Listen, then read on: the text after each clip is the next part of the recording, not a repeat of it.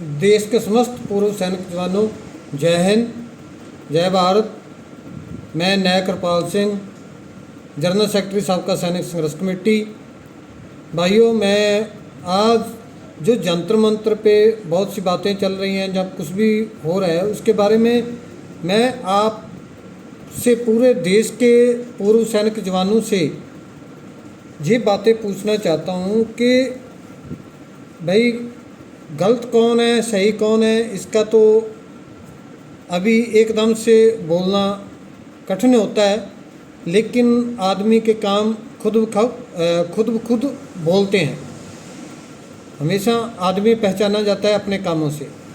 तो भाइयों, जो अभी पिछले दिनी जो सैटरडे को हमारे दिल्ली से सुरेंद्र पहलवान जी और हरियाणा से डांगी जी और एक और हैं दीवान सिंह जी, जो कि मेरे ख्याल से वॉइस ऑफ एक्स सर्विसमैन से संबंधित हैं। ये बहुत सी वीडियो डालते हैं, ऑडियो डालते हैं कि जो जंतर मंत्र पे बैठे हुए हैं उन्होंने ये कर दिया, उन्होंने वो कर दिया। तो भाइयों, जो जंतर मंत्र के ऊपर बैठेगा, चाहे वो कपिल हो, चाहे मैं हूँ, चाहे आप में से भी कोई हो, तो हमेशा उसके ऊपर प्रोपेगेंडा तो होगा। उसको हमेशा हर लोग बुरा कहेंगे। यही होता है, जो संभालता है उसको हमेशा लोग बुरा कहते हैं। अभी ये है कि मैं यहाँ पे ये पूछना चाहता हूँ, चाहे वो सुरेंद्र पहलवान जी हों, डांगी जी हों, जहाँ वैस के दीवान सिंह जी हैं, मैं इनसे ये पूछना चाहता हूँ कि आपको पता है कि जो हम जंतर मंत्र पे जो धरना प्रदर्शन चल रहा है, उनकी मेन मांग क्या है? हमारी मेन मांग है कि जो भी पे पेंशन या भेदभाव की विसंगतियाँ हैं, उनके लिए सुप्रीम कोर्ट के 3 रिटायर्ड जजों की कमेटी बनाई जाए और उनको 3 महीने का समय दिया जाए, और 3 महीने के बाद वो अपनी रिपोर्ट केंद्र सरकार को सौंपे और उसके हिसाब से आगे लागू हो। कमेटियां पहले भी बनी हैं, लेकिन सिर्फ ऑफिसर्स की कमेटियां बनी हैं जिन्होंने हमारे साथ भेदभाव किया है। तो इसलिए इस बार हम सुप्रीम कोर्ट के रिटायर्ड जजों के कमेटी की मांग कर रहे हैं। तो अभी भाइयों, सुरेंद्र पहलवान जी हैं, चाहे डांगी जी हैं, चाहे दीवान सिंह जी हैं, वो बोलते हैं कि जंतर मंत्र पे जो बैठे हुए हैं, जहाँ साबका सैनिक संघर्ष कमेटी के लोग हैं, उनको मांग पत्र नहीं बनाना आता, उनके पास ये नहीं है, उनके पास वो नहीं है। हमने एक्सपर्ट कमेटी बना दी, हमने एक्सपर्ट कमेटी का मेमोरेंडम बना। तो भाइयों, हम कभी नहीं ये बोलते हैं कि हम एक्सपर्ट हैं उस चीज़ में। कभी हमने ये नहीं बोला कि जो हमें पता है वो आपको नहीं पता। हमने सुप्रीम कोर्ट के रिटायर्ड जजों की कमेटी मांगी है। अगर वो बन जाती है तो उसके पास सुरेंद्र पहलवान जी भी अपनी एक्सपर्ट कमेटी लेके जाएं। उसके बाद हरियाणा के डांगी जी हैं, जो वो भी अपनी एक्सपर्ट कमेटी लेके जाएं। उसके बाद जो दीवान सिंह जी हैं वैस के, वो भी अपना जो एक्सपर्ट कमेटी के उनके डॉक्यूमेंट्स हैं वो लेकर के उस कमेटी के पास जाएं, उनको समझाएं, और उसके बाद उनकी जो रिटायर्ड जज हैं उनकी समझ में आएगा तो वो हमें इंसाफ देंगे। तो भाइयों, इनमें से कोई भी जाए, जहाँ हम भी जाएं, तो जवानों की मांगें पूरी होंगी ना, है तो सभी जवान ही ना। तो इसमें मुझे समझ से बाहर की बात है कि ये प्रोपेगेंडा कैसे हो। अगर आप कपल से या मेरे से या जो फेडरेशन ऑफ वेटरन एसोसिएशन हमने बनाई थी मिलकर के, उनके अध्यक्ष हैं अर्जुन सिंह राठौर जी, अगर आप मान लीजिए उनके किसी काम के साथ सहमत नहीं हो तो आप वहाँ पे जा भी नहीं रहे। तो अगर आप उनके साथ सहमत नहीं हो तो कम से कम आप उतनी देर घर में तो बैठ जाओ। आप लोग वहाँ पे जा कर के पहुँच कर के लड़ाई झगड़ा करने की कोशिश, उसके बाद यूट्यूब, व्हाट्सएप, इंस्टाग्राम, ट्विटर पे जो है वो इंटरनल वार आपने सेड़ रखी है, पता नहीं क्या क्या उसमें बोलते रहते हो। तो ये क्या आपका देशवासियों के पास या पूर्व सैनिक जवानों के पास या केंद्र सरकार के पास ये क्या अच्छा संदेश जा रहा है? क्या आप सोचते हो कि ऐसे टांगें खींचने से जवानों की मांगें पूरी हो जाएंगी? भाइयों, जब हमारी मांगें एक हैं, सिर्फ जवानों की मांगों के बारे में ही हम बात कर रहे हैं, तो फिर ये भेदभाव आपस में क्यों?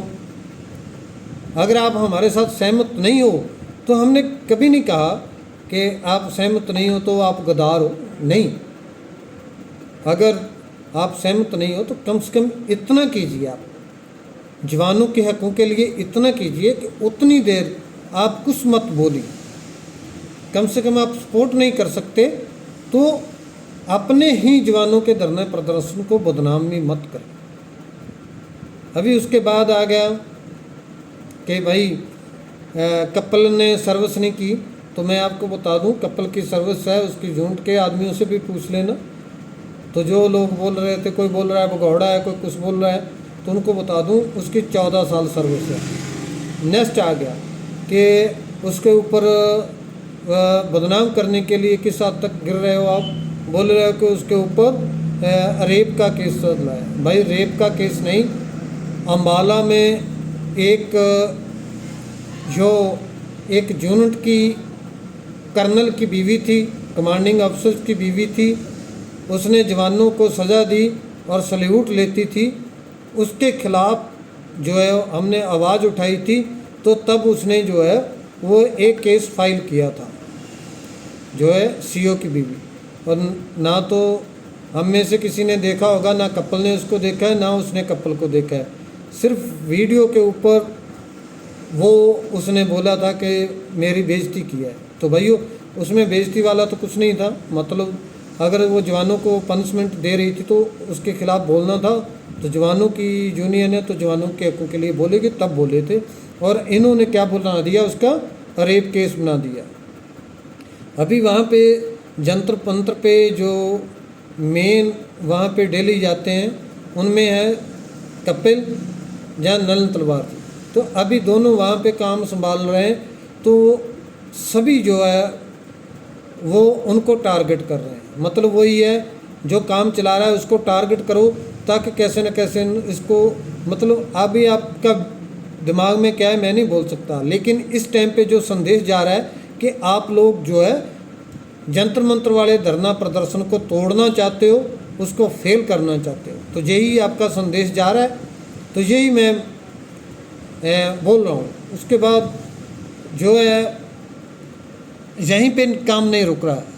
जहाँ पे हमारे पंजाब में कॉलिंग करके बहुत से लोगों को बोला जा रहा है, ये विचारों के मतभेद होते हैं, दूसरी यूनियनों के साथ हो सकता है हमारे मतभेद हों, उनके जो अपने अपने विचारों के ऊपर, लेकिन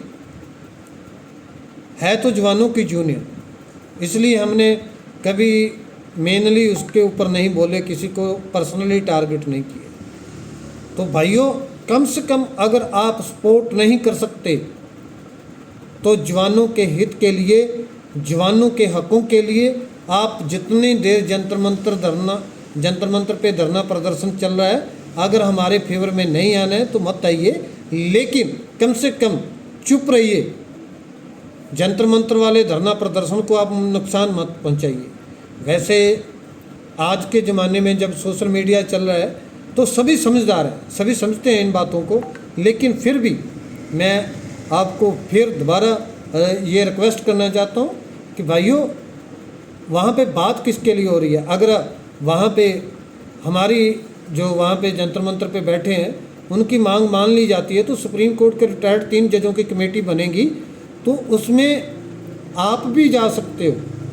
कहीं पे हमने ये मांग पत्र में नहीं लिखा कि जब कमेटी बनेगी तो हमारी ही सुनी जाए, किसी दूसरे को टाइम मत दिया जाए। तो आप सभी लोग जाओगे, जो बोल रहे हैं कि इनको मुद्दों का पता नहीं है, तो भाई आपको मुद्दों का पता है, आप उनको मुद्दे जा कर के उनको समझाना।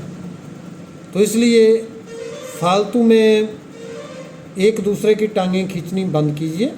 कृपया जवानों के हकों के लिए, जवानों के हितों के लिए अगर आप साथ नहीं आ सकते तो कम से कम उसको तोड़ने की कोशिश मत कीजिए और जो है उनके विरोध में मत बोलिए। कम से कम उतनी देर आप चुप रहिए। अगर किसी को है तो जल्दी जो है, अभी तक तो मेनली हर एक चीज़ तो साबका सैनिक संघर्ष कमेटी के पास थी, तो अभी कुछ देर में जो है वहाँ पे चाहे वो चंदा हो चाहे कुछ और हो, सारा सामान जो है फेडरेशन ऑफ वेटरन एसोसिएशन के हैंड ओवर कर दिया जाएगा।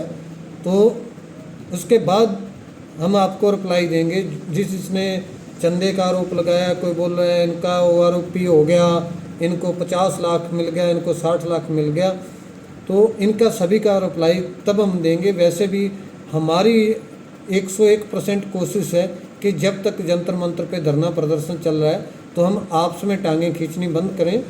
तो इसलिए ही हमने अभी तक किसी को जो चंदे की बात पे या दूसरी बातों पे रिप्लाई नहीं दिया, लेकिन एकदम से हम उसके एक एक चीज़ के ऊपर रिप्लाई देने के पाबंद हैं।